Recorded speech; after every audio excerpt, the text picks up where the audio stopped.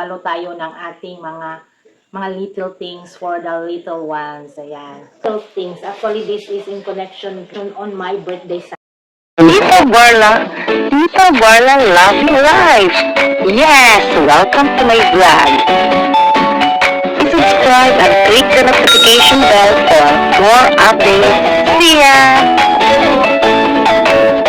Tita Barla at ang bago niyang buhay. Bagong future. Hi, good evening everyone. This is Tita Barla. Welcome to my channel. I would like to thank everybody yung nanonood sa aking mga video, sa mga silent viewers, at sa mga subscribers, at saka sa YTA family for always supporting my channel.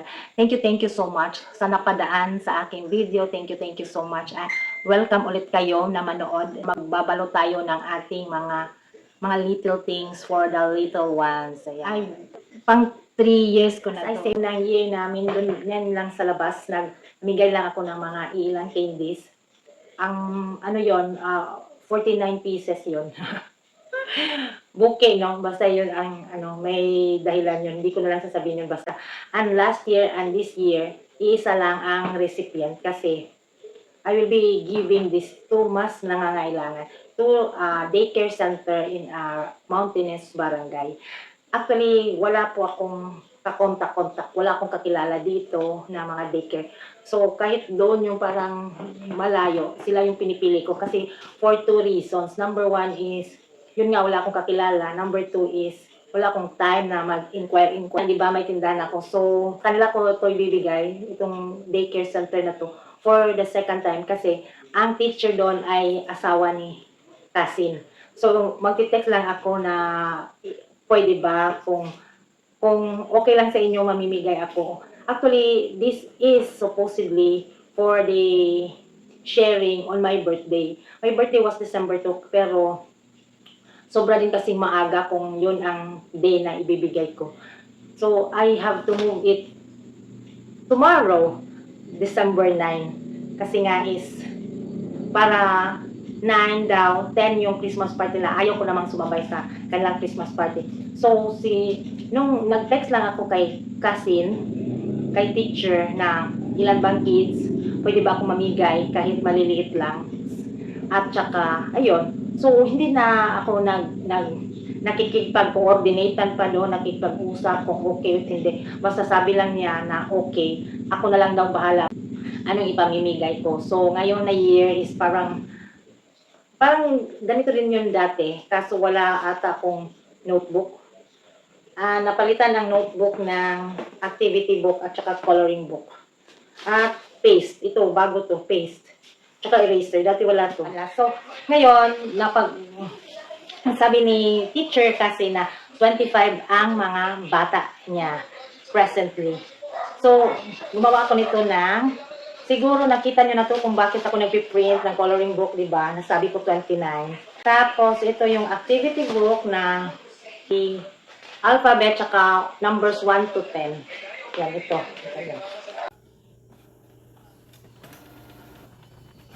Ito binibigay ko last year. Ang last year, ganito din. Papel, pag paper, lapis, crayons, pangtasa. Yun lang ata. Notebook yun.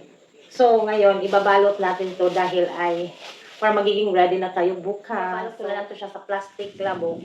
Lagay ko siya dito. Okay lang sana kung ito na irerekta kung gano'n, oh. Kaso ang nangyari is, ang sabi doon sa measurement, 8. Okay, 8 by 10.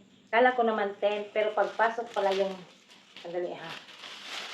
Pag 10 na, sagad pala siya dito at nakuha niya siya ng space sa hawakan. So, baka magkalaglagan itong mga maliliit na item. So, bago ko siya ilagay dito muna. Tapos, ito ang i-scotch tape ko para isang gano'n na lang. O, diba? Try natin.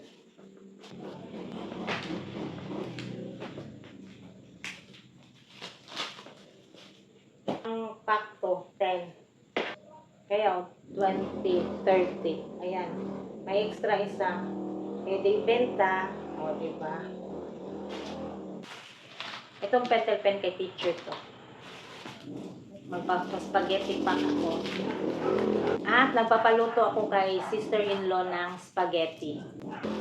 Si sister-in-law kasi ang papalutuin ko talaga ng spaghetti kasi yung spaghetti ko hindi gaano kagustuhan ng mga bata. Ayoko kasi yung manamis-namis na nakasanayan sa atin. Ang sa akin kasi is, yung maasim-asim. Yung parang Italian talaga yung sauce ko. So, hindi pwede yung, ayan.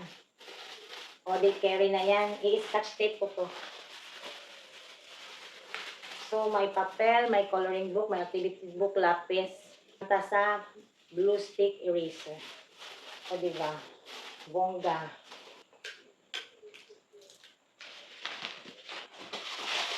Nabili ko din to sa Shopee. Meron ko lang na, meron din ba ditong yung butas para sa hawakan. Sana yung at least dito. Tapos ang hawakan, tamang-tama sa mga. So at least, yung bata pagbigay mo, hindi magkalaglag-laglag itong mga eraser at saka, diba? Cute na, no? Sige, magbalot tayo.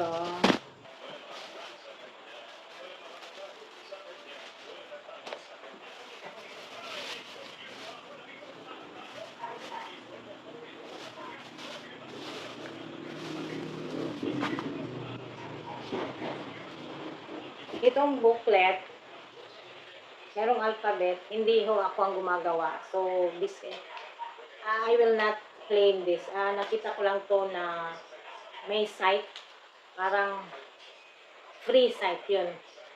Kasi mahirap na ako pa mag-edit. Tapos wala nang time. So, na-free site siya. Na-download ko lang. Ito may choices. Pwede mo i-download colored, tsaka black and white. Gusto ko colored para mas maaliw yung mga bata. So, may isang page lang dito na, kasi nung pagdating na sa page na to, sabi ko, parang ang sayang ng ink. So, ayan, pina-black and white ko si pero on the rest of the alphabet, colored na. Pero may isa ditong number 6. Sinadya ko yung black and white. More on coloring siya. Compare sa ganito. Ganito kasi yung sa kanyang number. So, ito lang si number 6 ang naiba. Sinadya ko lang to talaga para at the same time ba pang color nila. Parang hindi sila maboboard na parang ganito lang itsura. Tingnan nyo. Diba? 4, 5. Para maiba naman pagdating dito. Diba? So, actually, this is 10 pages back-to-back plus 11 tong cover. So, total in all is 11 pages times 29 pages. Yun ang papel niya. 11 times 29, 319 pages po ng bond paper ng A4. So, almost ako nakagasta ng isang rim. Sa actual, 390. Hindi na natin bibilangin yung mga error. Merong isang page talaga na 29 lahat yun na imbes na siya na yung letter na susunod na iba yung letter. Kasi di ba booklet? Pag print kasi, dapat masinsinan talaga, concentrate. Naalala ko yun is 4. Kunyari, K, sa isang papel K, dapat ang likod niya is L. Tapos ang kapalit niya ditong page, dito sa kabila kasi booklet nga. Iba naman yung naitsura nun nagkabaliktaran. So, masinsinan din na concentration yung Kasi pag print mo, hindi mo naman ipiprint ng ABCD na automatic. Kunyari, ito si A. Hindi mo piniprint yan ng ABCD. Sa susunod niyang likod is B. Sa susunod C. Tapos ang katabi niyan is, ayan 10. Kasi booklet nga. So, iba talaga yung page na, ito lang ang magkasunod. PQ. Kasi siya na yung pang last. Tapos baliktad, R, S, T. So, kumbaga, it is pares to diba? Ganito. So, concentration. Yun nga, basta more or less. Malapit na akong 319 pages ito sa actual. Ito is 3 pages, 3 times 29 divide 2.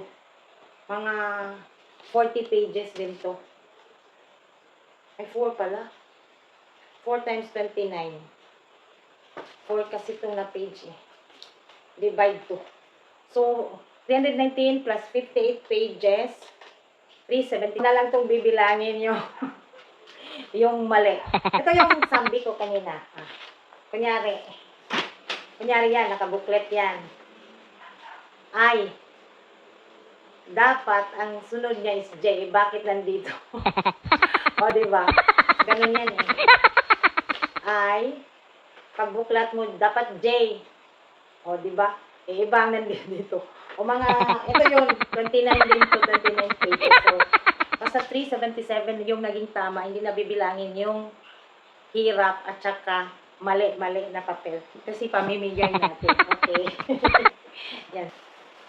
Ito pala, ito yung booklet, lagyan ko sa likod na Merry Christmas and Happy New Year 2025. Uy, parang kailan lang na 2024. Hindi ko na nilagyan ng pangalan ko.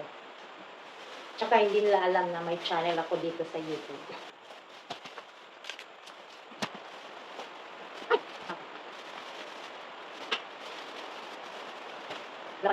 Yan. 29 are all done. May box tayo para din. Uy, hala! Kaya pala sabi ko, may sobrang ko. Crayons, ayan. Okay, wait. Balik natin.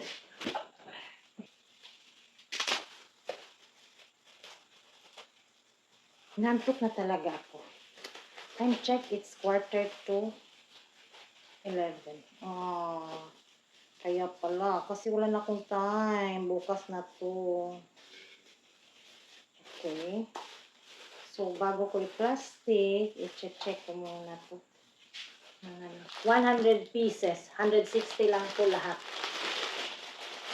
Siyempre, 29 lang ang kukunin. So, ang extra, ibebenta na lang.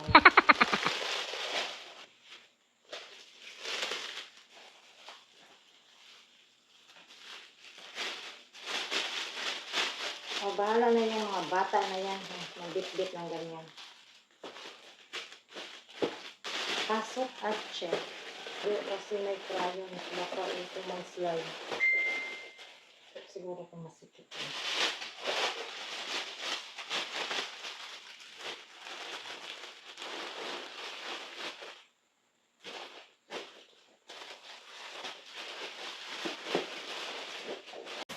Last two. Thank you so much everyone for watching. This is Tito Barla. And if you are new to my channel, please like, comment, and subscribe na din. Yan. Thank you so much and good night. Kasi ako'y super antok-antok. See you in my next vlog. Goodbye. See ya. Bye.